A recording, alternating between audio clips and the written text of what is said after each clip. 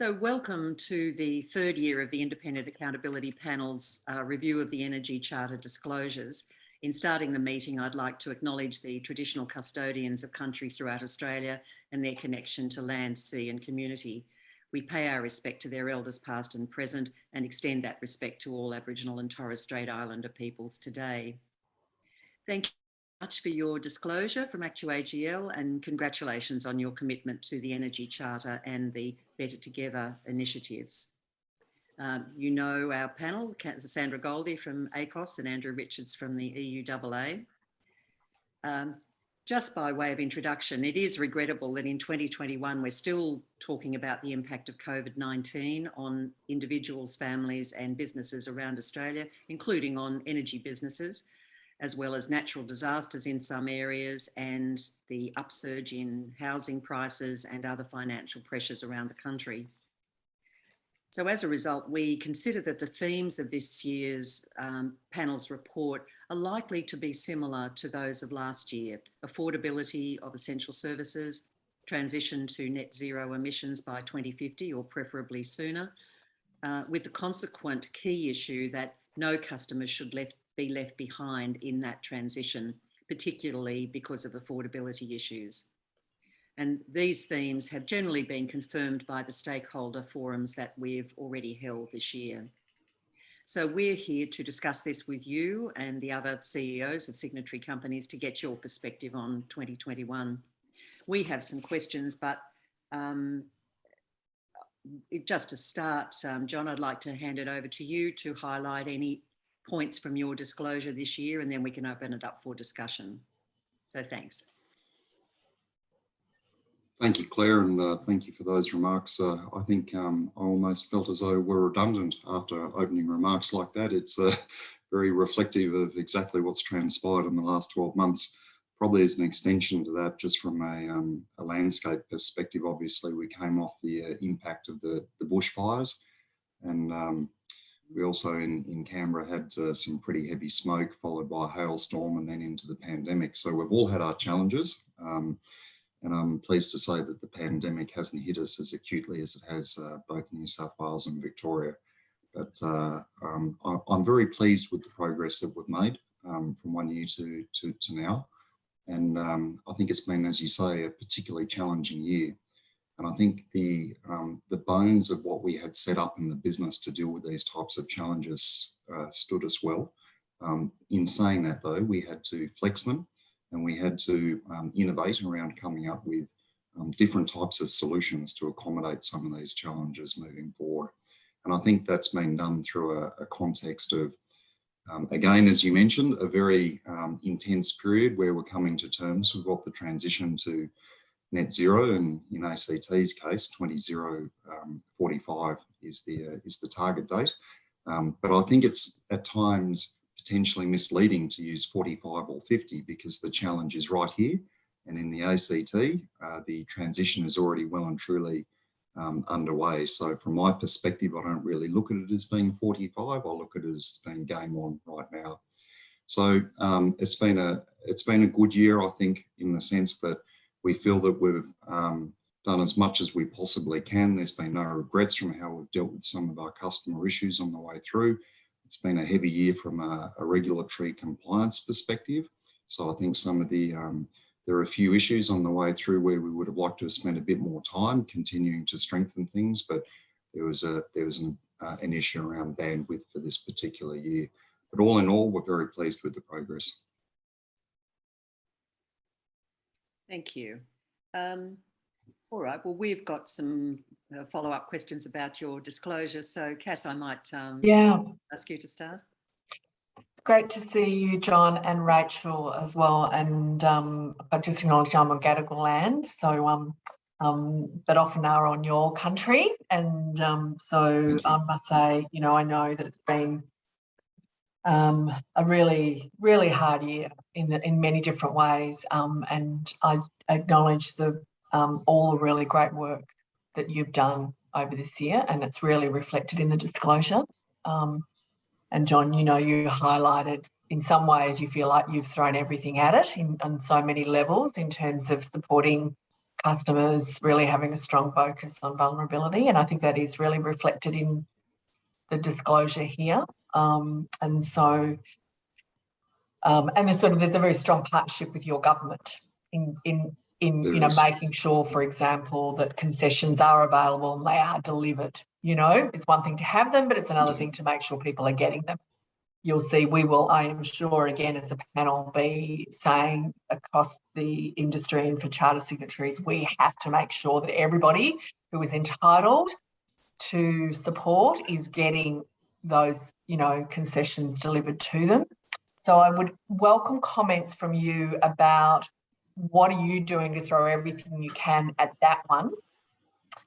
And then secondly, which crosses over to, I'm sure we'll talk more about the sort of transition front, you are an example of where there's some really important energy efficiency rollouts that you are very actively involved in. And I'd really love you to talk about what you're seeing in terms of the benefits to the very lucky customers who are actually living in those properties. We want to see it large scale across the board, including to low income renters, for example. And so I'd really welcome your comments, both on what more needs to be done on concessions and what more needs to be done on energy efficiency rollouts and the best of technologies being available to low income customers. Because John, you are quite right. It's not 2045, it's yesterday in terms of the divide that's happening for people, in your state. Of course, there are people who are very able, fantastic to make the most of technologies. They've got solar rooftop, they're making the best of it, and it's great. But the people we're worried about, then they don't have access to that and they can't afford to do it themselves. And how do we fix that? So those two areas, concessions and energy efficiency, would be great for some further comments from you both.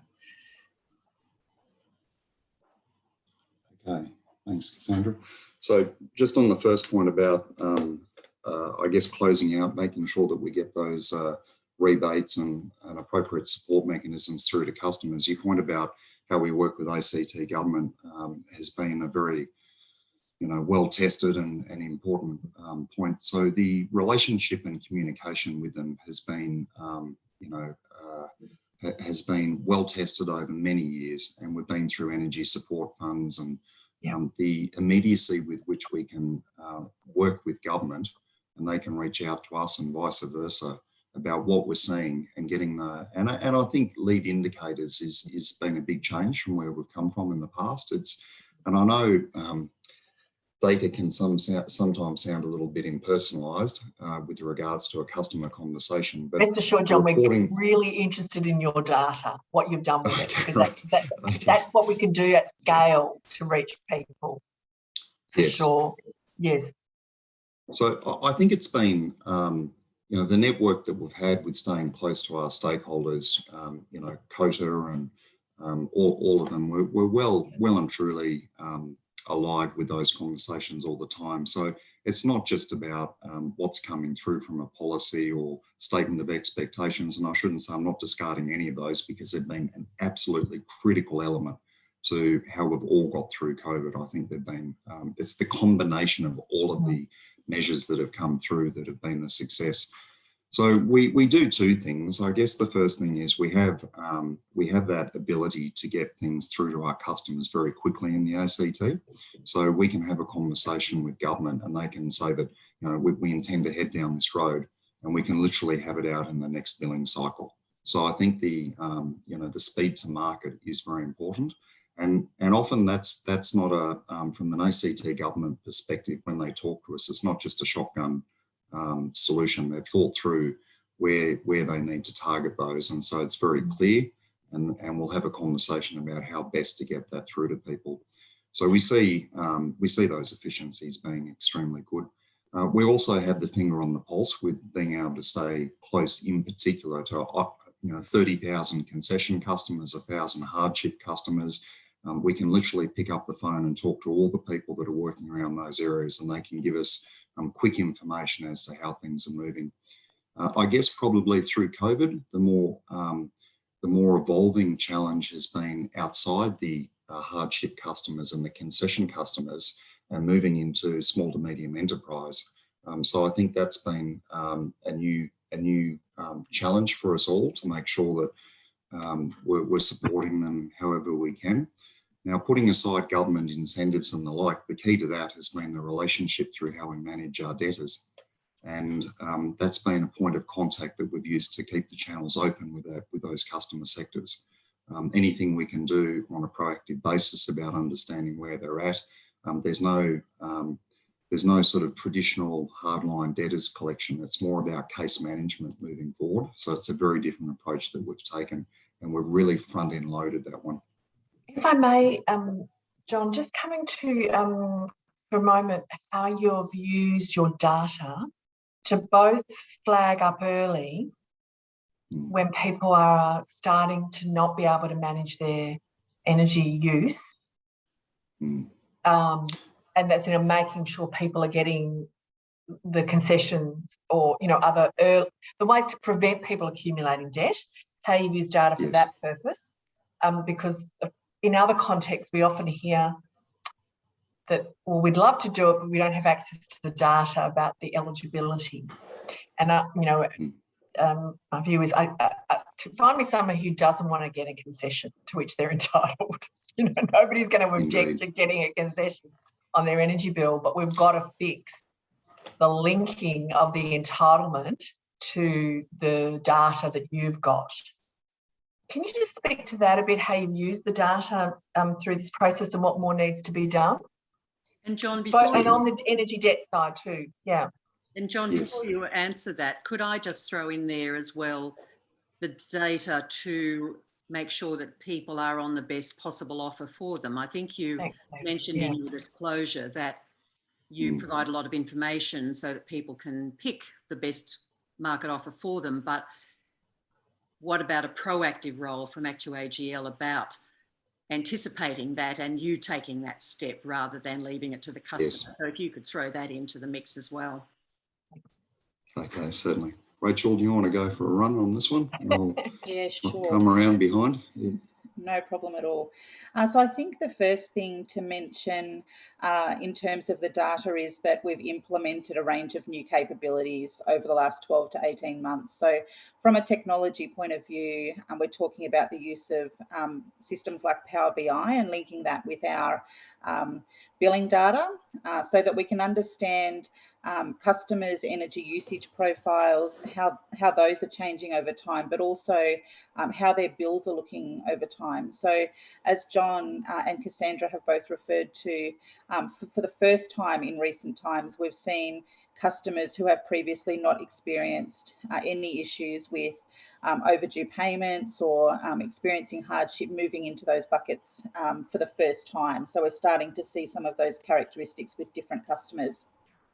So by linking the billing data with the reporting that we've got, we can see that shift as it's occurring. So Power BI is providing us with very accurate, timely data as the profiles of those individual customers are starting to shift. So that's helped us to take a really proactive approach, both in terms of customers who might be experiencing hardship. So getting in touch with customers early.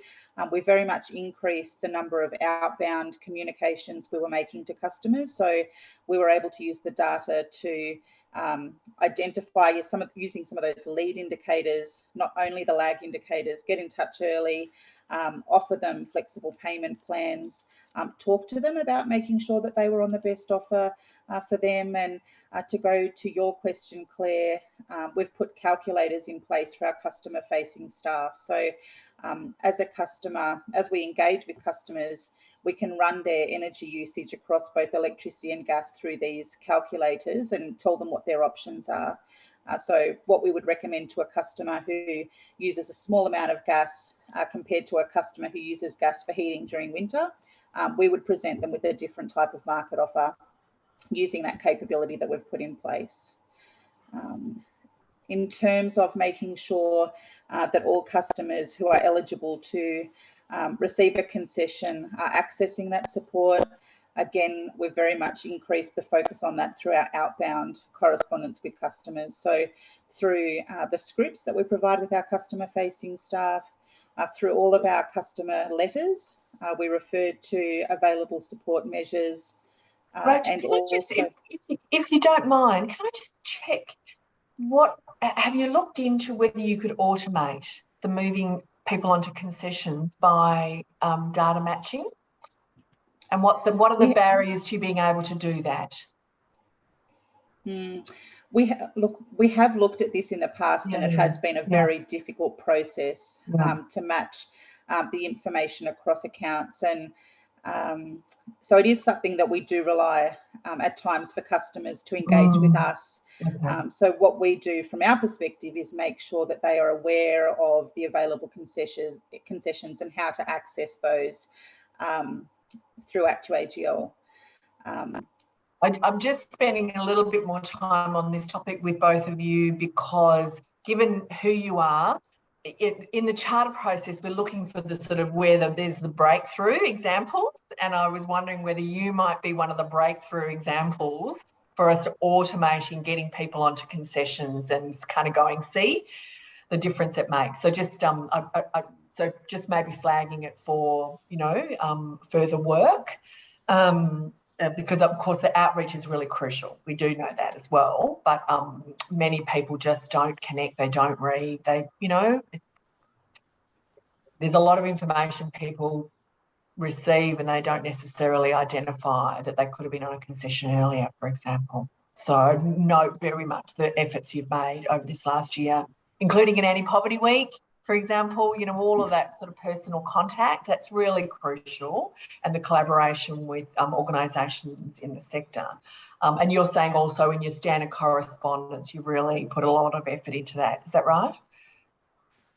That's correct. So we've added that information into all of our written correspondence through our web channels, but we also recognise we do have those customers that prefer to engage in other ways. So that's where we've reinstated over time an increased face-to-face presence for customers to engage with us in person if they prefer through our permanent energy bar and our mobile energy bars.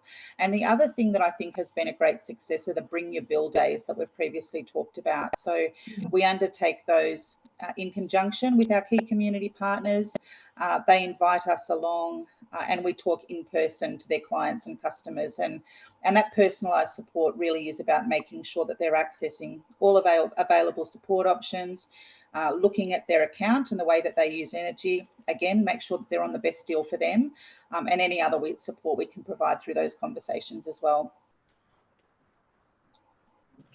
And just on the, it'd be great just to hear a bit more about the energy efficiency retrofitting and, what you see there and how we could get it to scale across out, beyond public housing, community, into private rentals. What needs to be done there? Do you want me to take that one, John? I can. Sure, Rachel. Sure. So in the ACT, we have our energy efficiency improvement scheme, which has been incredibly effective.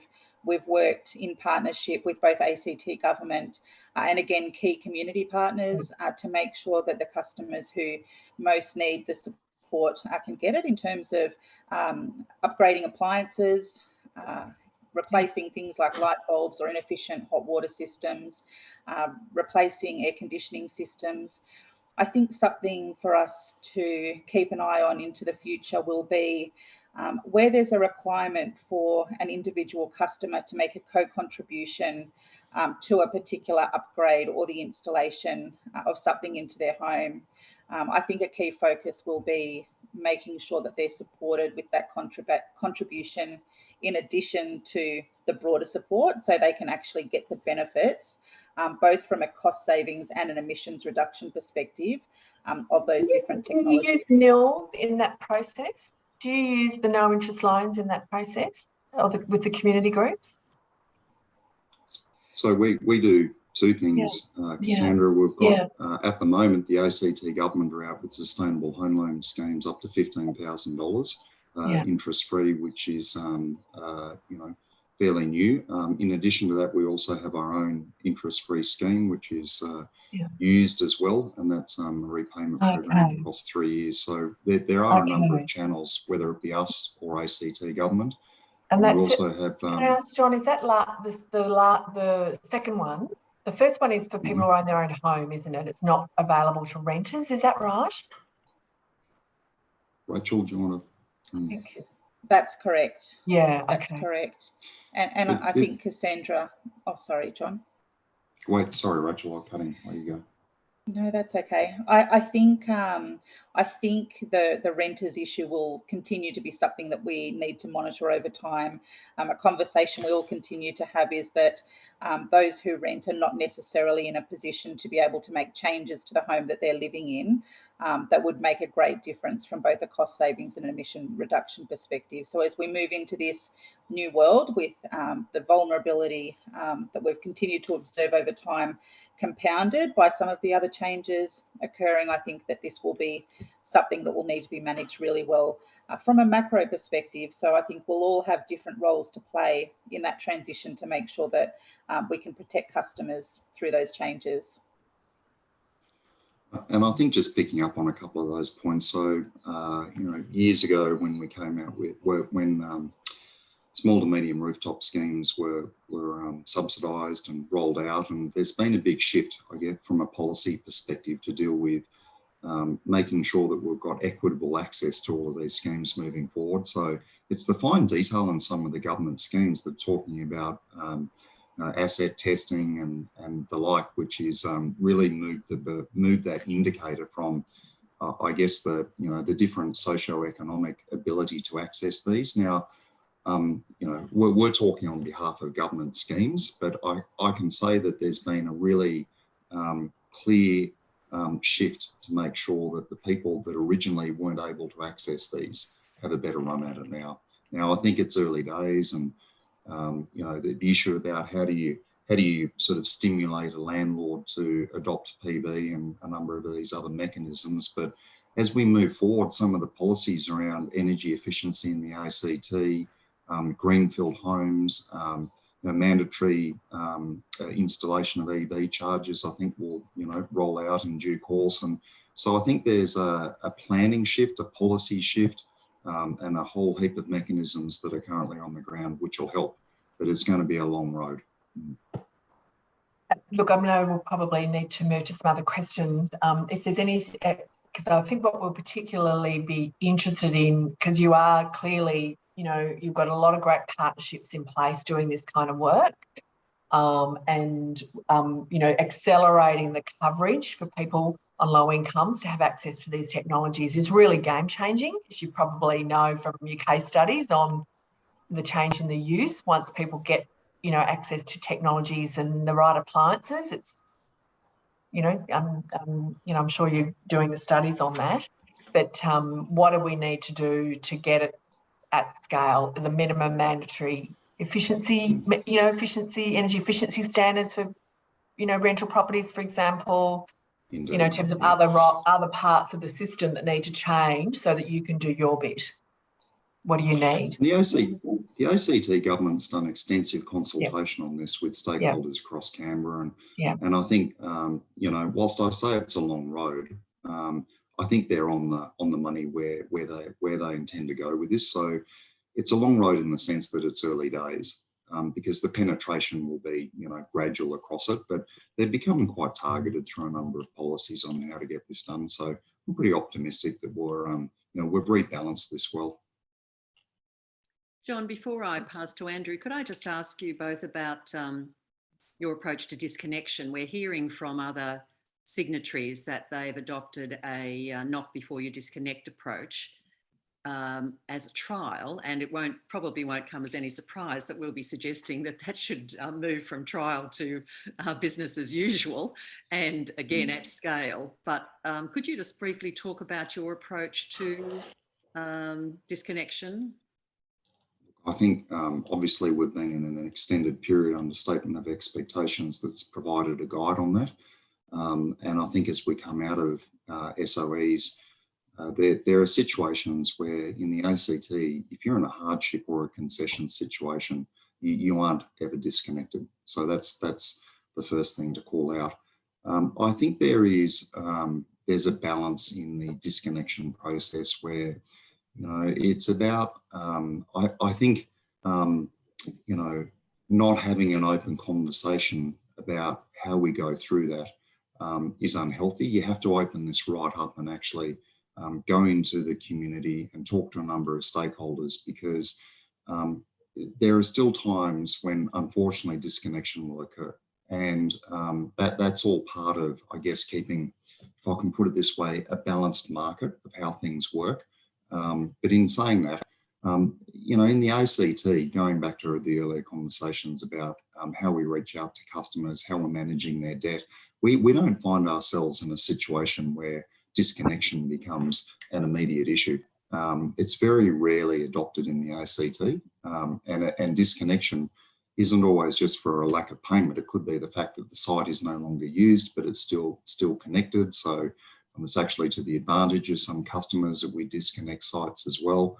I think, you know, understandings of people that might have a gas connection but aren't actually using gas. That's another really good example of where it's been at the house and it's been watered, but it hasn't been disconnected.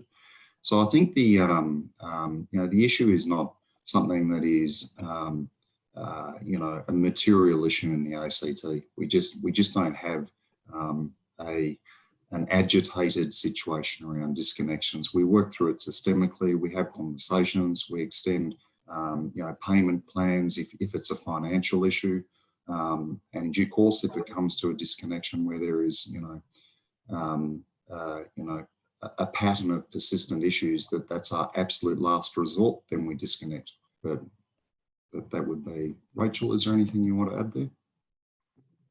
The only thing I'll add is that we engage very closely with all of our key community partners around our approach to disconnection for non-payment. So we consult with them in terms of our intended approach, and I'm not aware of any occasions where we've made any adjustments to a process and have not been in alignment with our key community partners. And as we move out of statement of expectations, our intention is to very much take a very considered and cautious approach as we return to any sort of typical regulatory regime around disconnections for non-payment. Again, we've been consulting with our community partners. A key thing that they've said to us is they see the importance of us engaging with customers in terms of warnings and alerts, in terms of what could happen to their account if they don't get in touch with us. So all of the support will be made available, but we do need those customers to get in touch with us. So again, our outbound measures are both in writing and through letters, but also using our data and technology as well to get in touch with through things like phone calls and through our key community partners to make sure that customers understand the importance of getting in touch. So disconnection for non-payment will always be a very last step in any process, but often we see movement through that process when we start to engage with the customers. Yes, that really comes back to that discussion about engagement with customers using your data. That's right. And I think our partners have suggested that it creates a bigger problem where we let a debt sit there and accumulate over a period of time and reach an unmanageable stage. So they've very much endorsed the early approach that we're taking and treating disconnection for non-payment only as an absolute last resort. Right, thank you. Well, look, yes, time moves on, so I will hand over to Andrew at this stage. Thanks, Claire. Thanks, John. Thanks, Rachel. A question that sort of leads out of that, and then we'll sort of talk a bit more about the great transition that we're embarking on, because ACT seems to be the test market for all the weird and wonderful things that we might be seeing in the future. Just quickly, you know, I see things like your enduring support scheme, particularly targeted at you know, those in vulnerability from domestic violence as a particular case. And with the transition, it seems that the energy industry is going to get a much deeper and also much broader relationship with their customers as lots of things get rolled out. And so you've got to continue to sort of get deeper into that. And with disaster recovery, you tend to be some of the first people on the ground as well. So I guess the question is, and we've said this to others, you know, we don't expect the energy industry to solve all the social problems of the world, but you do tend to be some of the first people on the ground seeing some of these things. So I'm just wondering where do you draw the line, and how do you draw that line on being it could be a vanilla flavored energy company or something a bit more? And it seems it's not only in your disclosure, but in other disclosures, we're seeing energy companies becoming a little bit more because they are building that deeper relationship, and that will get deeper because of the transition.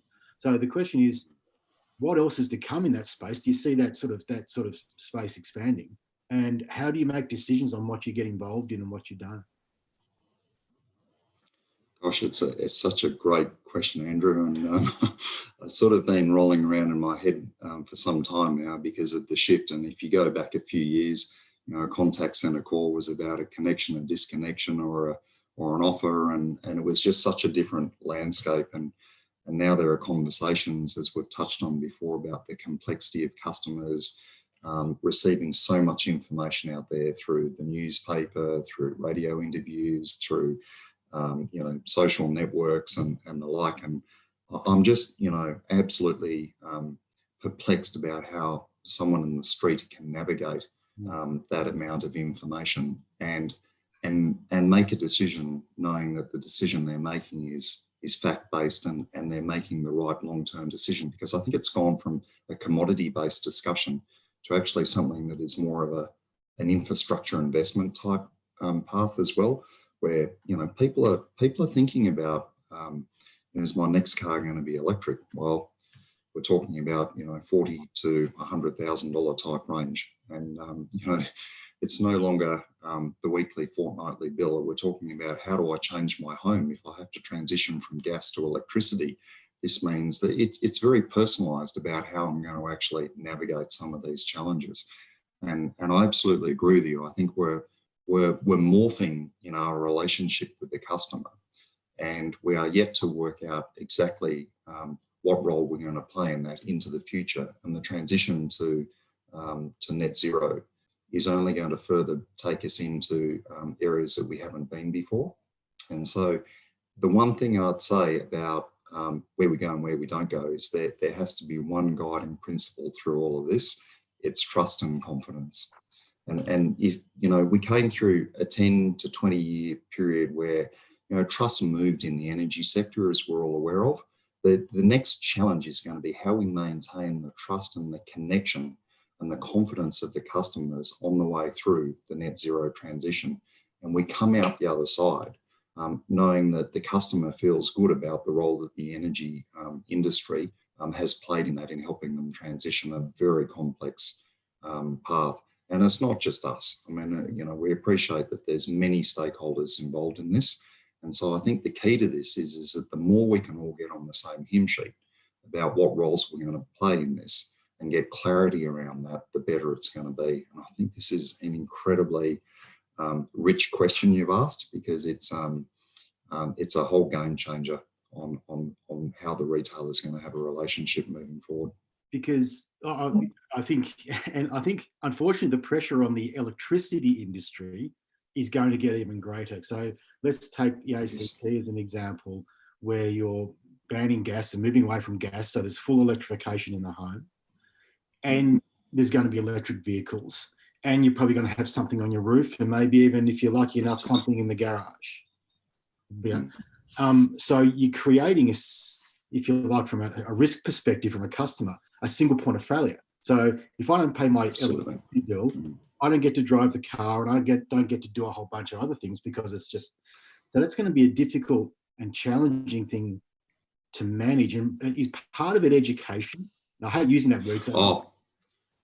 You're spot on. And, education is pretty heavy, because I think, in the energy landscape, a lot of people actually, it's a really difficult thing to go out there and talk to people about whether or not solar is the right investment.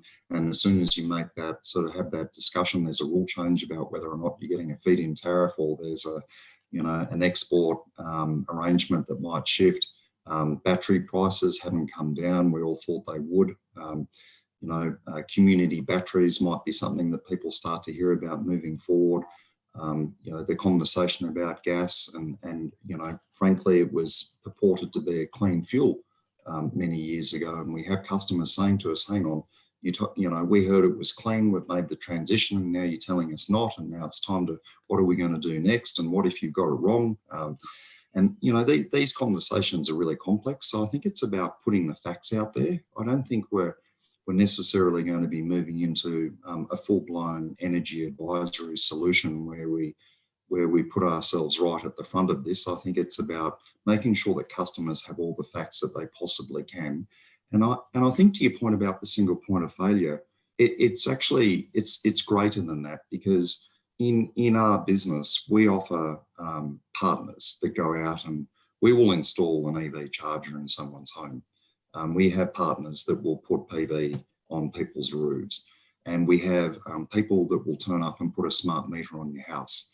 And the number of touch points that the customer can have through those various delivery channels is quite broad. Now, ideally, you'd love to go out there and do it all in one hit, but you know you're not going to. So I think the frequency with which we're going to have that conversation with the customer, continuing to make sure that when people enter the home, that it's safe, and the technology that's been brought to their door is going to be solid and reliable and dependable for many years to come.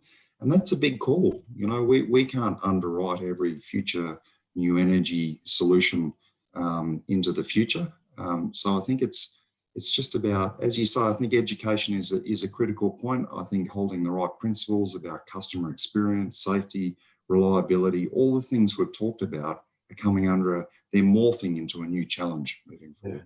I mean, I think one of those challenges, I got two more questions because we still starting to run out of time. We don't pay for fuel every 3 months. We don't pay for petrol every 3 months. We pay for petrol as we go. So in a world where we've electrified everything and you've got that single point of failure, do we need to change the way we bill people, the way we charge people? And, you know, we used to have, you know, pay-as-you-go meters. That were for poor people. That was the kind of, you know, stigma around it. But I think the smarter way could you go would be to help manage this situation on bill shock or debt, is to say, well, maybe we do need to go to a more of a pay-as-you-go process because we're used to that on fuel. But so is that something that we could be looking at in the future? Oh, without a doubt. I mean, most of the EV apps, electric vehicle apps that we're using at the moment have real-time information. Every time you swipe, you know exactly how much you're consuming and what the cost of that's going to be. So I think it's incrementally building up to a whole new billing platform and how you have a visibility around that information. And I think quarterly bills, and you know, at the end of the day, it will be the consumer's choice, but we're going to have to provide choice on how they actually wish to be billed and get that data.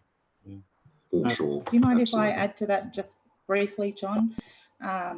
Just probably a key thing I would say is this will be a benefit as we continue to see an increase in the number of smart meters in homes across our communities. So we're working on a new app at the moment, which we hope to launch over the coming months. And that will take the smart meter data and provide customers with the opportunity to set up their own payment arrangements depending on what works best for them. So whether it's with a fortnightly pay cycle, they might choose to pay a small amount every day, and they'll be able to link that to their energy usage in a more sophisticated way. So we do already have concepts such as even pay and bill smoothing, but smart meter data, I think, will help customers manage that much better in real time.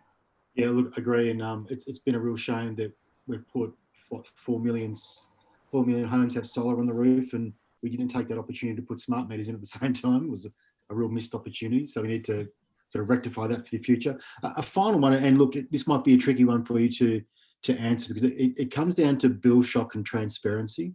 And I think, again, unfortunately, ACT has been at the bleeding edge of this when the state government decided to take the CFD burden off their balance sheet and apply it to customer bills. And I'm just wondering, again, how was that received and how did you manage that?